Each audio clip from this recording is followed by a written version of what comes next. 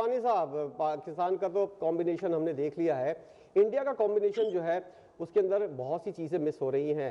जसप्रीत बुमराह जो है वो टीम के अंदर शामिल नहीं है और खबरें ये आ रही हैं कि अभिषेक शर्मा जो है वो फिट होते हैं या नहीं, उनकी मौजूदगी भी एक सवालिया निशान खड़ा कर रही है। अगर वो नहीं होते तो पाकिस्तान को फ़ायदा होगा यकीनी तौर पर। जसप्रीत बुमराह की गैर मौजूदगी भी पाकिस्तान को फ़ायदा देगी, क्योंकि पिछले मैचेस जो एशिया कप के हुए हैं उसके अंदर एक तरफा मुकाबले हुए और आखिरी मैच सिर्फ क्लोज रहा, बाकी तमाम मैचेस जो है एक तरफा रहे। तो आपको लगता है कि पाकिस्तान को एडवांटेज है, और जो सियासत हुई थी क्रिकेट के ऊपर और पाकिस्तान ने सिफारतकारी के जरिए जिस तरह इस मामले का हल निकाला, तो एक एडवांटेज हासिल होगा पाकिस्तानी टीम को? बिल्कुल आपने सही कहा, पाकिस्तान को एडवांटेज हासिल होगा नहीं, हो चुका है। पिछले 6-8 दिन से ये जो हमने जंग जीती है, इंडिया को आईसीसी को घुटनों पे बिठा दिया, वो बैकफुट पे चले गए, उन्होंने हार मान ली और आईसीसी के डिप्टी चेयरमैन आते हैं, सब हमसे रिक्वेस्ट करते हैं और हम ये फिर इनकी बात मान के खेलने जा रहे हैं। तो ये Indian team, Indian government, Indian board, ICC सब अंडर प्रेशर। और उसी तरह पाकिस्तान की टीम, पाकिस्तान की आवाम, पाकिस्तान के प्लेयर, पाकिस्तान का बोर्ड सब बहुत कॉन्फिडेंट है। और ग्राउंड से बाहर का जो मैच है ना, वो तो हम जीत चुके हैं और उस जीत की वजह से हमें ग्राउंड के अंदर खेलने में भी यकीनन एडवांटेज होगा, क्योंकि हमारे प्लेयर बहुत बहादुरी से और हौसले से जाएंगे कि हम एक बड़ा अहम मुकाबला जीत कर आए। एक बात ये होगी। दूसरी बात, अपने इंडियन प्लेयर्स के कॉम्बिनेशन की बात की ना, देखिए as a batting unit India में अगर उनका अभिषेक शर्मा नहीं होता, संजू सैमसंग आ जाता है, उनकी बैटिंग बहुत स्ट्रॉन्ग है। 1 से लेकर 7 तक सारे तगड़े बैट्समैन जो तेज खेलने वाले हैं।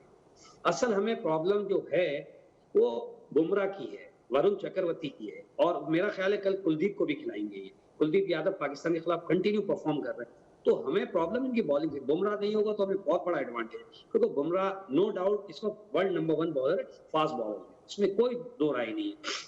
उसके ना होने से हमें बहुत फर्क पड़ेगा, लेकिन मेरी इत्तला ये है कि वो खेल रहा है और कुलदीप भी खेल रहा है, वरुण चक्रवर्ती भी खेल रहा है। तो उनका बॉलिंग यूनिट हमारे लिए ज्यादा मुश्किल पैदा कर सकते हैं बारिश और बैटिंग के, क्योंकि उनके बैट्समैन हमारे सामने प्रेशर में होते हैं और उस तरह नहीं खेल सकते जैसे वो दूसरी टीमों के सामने 220, 225, 230 करते हैं। अल्हम्दुलिल्लाह किसी T20 में हमारे साथ ऐसा नहीं खेल सकते। तो हमें जो एडवांटेज है ये कि हमारे बॉलर उनके बैट्समैनों को तो पकड़ लेते हैं, लेकिन उनके बॉलर भी हमारे बैट्समैन को पकड़ लेते हैं। तो हमें हमारे बैट्समैनों को अपनी जिम्मेदारी निभानी होगी कि हमारे जो चेयरमैन साहब हैं उन्होंने ग्राउंड के बाहर तो मैच जीत लिया और वन मैन आर्मी होकर उन्होंने अकेले ने मैच जीता और पूरी बीसीसीआई को, आईसीसी को लिटा दिया। अब हमारे प्लेयर्स का काम है कि हौसले से खेलें।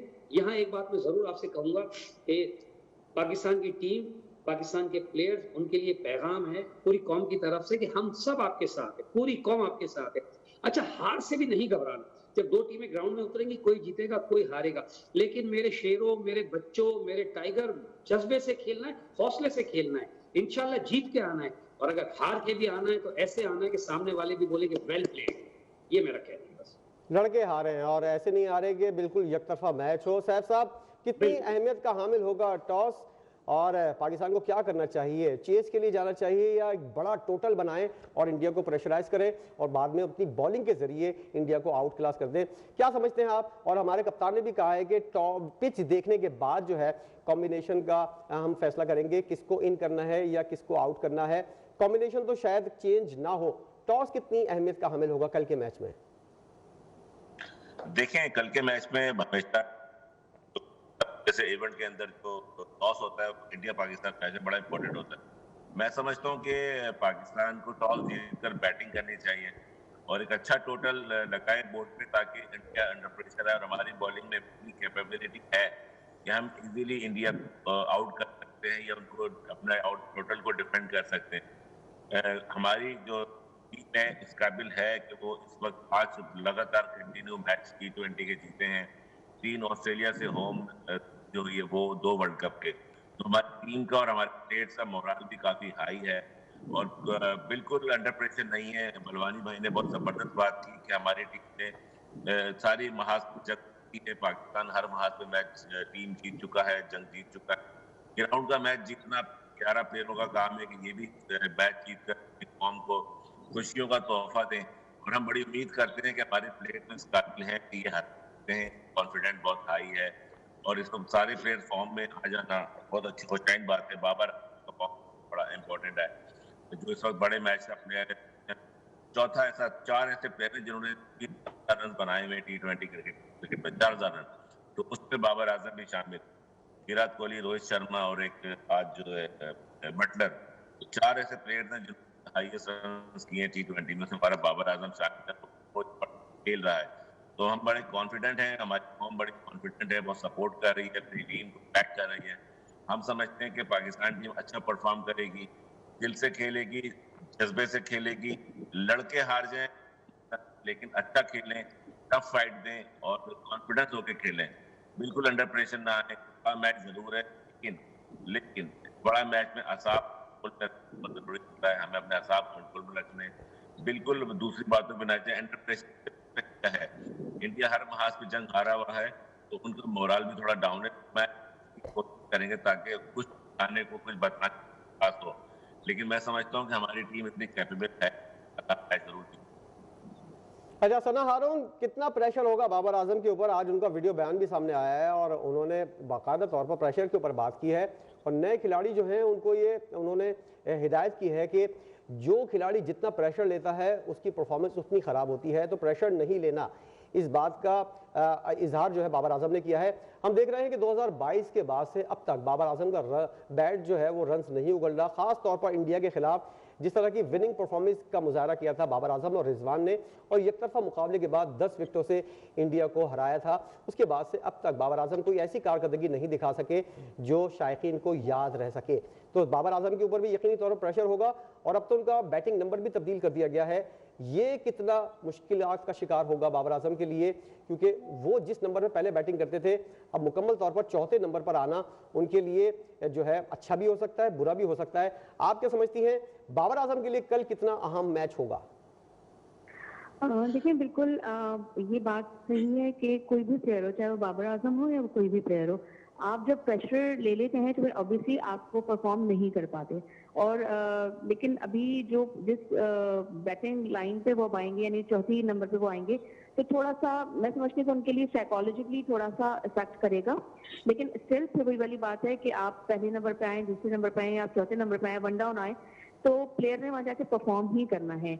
और अगर प्रेशर को हैंडल कर जाए तो इसमें कोई दो राय नहीं है कि पाकिस्तान जो है बहुत बड़ा अपसेट दे सकता है इंडिया को। और थोड़ा सा मैं एक बात ये कहना चाहूंगी कि अभी ज़ाहिर हमारे जो आपके दूसरे पैनलिस्ट हैं वो ये कह रहे थे कि अगर कल पाकिस्तान टॉस जीतता है तो उनके ख्याल में बैटिंग करनी चाहिए। लेकिन मैं ऐसा इस बात से वो, क्योंकि देखिए कोलंबो का जो स्टेडियम है वहाँ पे जो ज़ाहिर बारिश की भी पेशन गोई हो रही है, तो लेकिन वहाँ का सिस्टम के हवाले से बड़ा मशहूर है, बारिश वहाँ पे रूटीन का हिस्सा है, तो इसीलिए ग्राउंड स्टाफ भी उसी हिसाब से वो उसको फील्ड फौरन रेडी कर देते हैं। लेकिन मैं ये समझती हूँ कि अगर जो है पाकिस्तान टॉस जीतता है तो कल पाकिस्तान को पहले फील्डिंग करनी चाहिए। उसका रीजन मुझे ये लगता है कि जब आप पाकिस्तान जब टॉस जीतकर अगर पहले फील्डिंग करेगा तो उसको टारगेट अचीव करने में बहुत इजी होगा, खासतौर पर जब शॉर्ट एंड गेम होगा, क्योंकि ऑब्वियसली अगर पहले बैटिंग कर लेते हैं ना तो बैट्समैन के ऊपर बड़ा प्रेशर होता है, क्योंकि उनको ये होता है कि जी वेदर भी देखना है, फिर पिच का भी मसला हो रहा होता है। तो लेकिन जब टारगेट एक अचीव हुआ होता है दूसरी टीम की तरफ से, तो उसको चेस करने में आसानी होती है। तो मैं ये समझती हूँ कि पहले पाकिस्तान को जो है अगर वो टॉस जीते तो उसको फील्डिंग करनी चाहिए। लेकिन बहरहाल किसी भी चीज के लिए पेशेंट गोई करना, स्पेशली पाकिस्तान इंडिया के मैच के लिए काफी खतरनाक साबित होता है। तो दुआ यही है कि बारिश ना हो, मैच मुकम्मल हो, पाकिस्तान भरपूर तरीके से परफॉर्म करे, क्योंकि ऑब्वियसली जैसा कि सारे पैनलिस्ट कह रहे हैं, हम सब कह रहे हैं, हमारी कौम, हमारी टीम, सबका मोराल बहुत हाई है और हमारी जो है नेक ख्वाहिशात, नेक तमन्नाएं हमारी टीम के साथ हैं कि डट के मुकाबला करें, अपना 100% दें। हार और जीत तो देखें वो गेम का हिस्सा है, बट ये कि मतलब पूरा परफॉर्म करके अगर खुदा ना खास्ता हारते भी हैं तो लेकिन ऐसा ना हो कि वन साइडेड मैच हो जैसे कि आज का मैच हुआ, ऐसा मैच ना हो। लेकिन ये कि इंशाल्लाह पाकिस्तान कल जीतेगा। अच्छा इमरान बुलवानी साहब, जैसा कि डिस्कस हो रहा है, टॉस इंतहाई अहमियत का हामिल है। जब ऐसी कंडीशन हो कि बारिश हो सकती है, नहीं होगी, कितनी देर होगी, उस सूरत हाल के अंदर पाकिस्तान को क्या फैसला करना चाहिए? और बाबर आजम की कारकर्दगी काफ़ी डिस्कस हो रही है, उनका नंबर चेंज हुआ है, चौथे नंबर पर बाबर आजम बिल्कुल सेट हैं। आप समझते हैं कि इसी नंबर पर इनको खिलाना चाहिए? एज अ ओपनर वो उस कारकर्दगी का मुजाहरा नहीं कर रहे थे। और टॉस के बारे में बताइएगा, बाबर आजम और टॉस कितनी अहमियत के हामिल हैं? सबसे पहले टॉस की बात कर लेते हैं। कोई भी मैच हो तो टॉस की अपनी अहमियत होती है, विकेट, ग्राउंड, विकेट का नेचर क्या है, बाद में स्लो होगी, वैसे ही रहेगी, ड्यू फैक्टर है, बहुत सी चीजें होती है। कोलंबो में सेकंड बैटिंग को लोग पसंद करते हैं, थोड़ा ड्यू फैक्टर भी होता है, और मेरी राय में पाकिस्तान अगर टॉस जीतता है तो सेकंड बैटिंग करनी चाहिए, क्योंकि अगर बारिश वाला मैच हुआ तो, अगर कल का वेदर कह रहे डिस्टर्ब है, तो अगर बारिश वाला मैच हुआ तो अगर कम ओवर का मैच होगा या डकवर्थ लुइस आ जाता है, डकवर्थ लुइस आ जाता है तो हमें एडवांटेज होगा, सेकंड बैटिंग को एडवांटेज होगा, उनको टारगेट मिल जाता है कि इतने ओवर में, 10 ओवर में आपको 20 ओवर में 170 करने थे तो 10 ओवर में 100 रन करने तो इजी होते हैं। और अगर इंडिया सेकंड करता है और छोटा मैच होता है कम ओवर का, तो इंडिया की बैटिंग जो है बहुत स्ट्रांग है इस मामले में, उनके बैट्समैन बहुत तगड़े हैं, उनका स्ट्राइक रेट बहुत हाई है, वो 12 रन के एवरेज से भी 6, 7, 8, 9 ओवर 10 ओवर में रन कर सकते हैं। वो हमसे, उनके बैट्समैन जो तगड़े हैं, जो सच बात है वो कहने में कोई दो राय नहीं है, उनके 8वें नंबर तक सबका स्ट्राइक रेट 150 का है और सब 200 की स्ट्राइक रेट से खेलने वाले प्लेयर है। मेरी राय में पाकिस्तान टॉस जीते, अगर डिस्टर्ब मैच है, वेदर की फोरकास्ट है कि शाम में रात में बारिश हो सकती है, तो पाकिस्तान पहले बॉलिंग करे ताकि सेकंड बैटिंग में उसको एडवांटेज मिले कि इतने रन बनाने इतने ओवर में। डकवर्थ लुइस वो हर ओवर के बाद 5 ओवर के बाद उनके पास डकवर्थ लुइस का सिस्टम होगा कि अगर छठे ओवर में खत्म हुआ तो ये होगा, 7वें ओवर में खत्म हुआ तो ये होगा, तो पाकिस्तान के लिए एडवांटेज होगा। अब बात है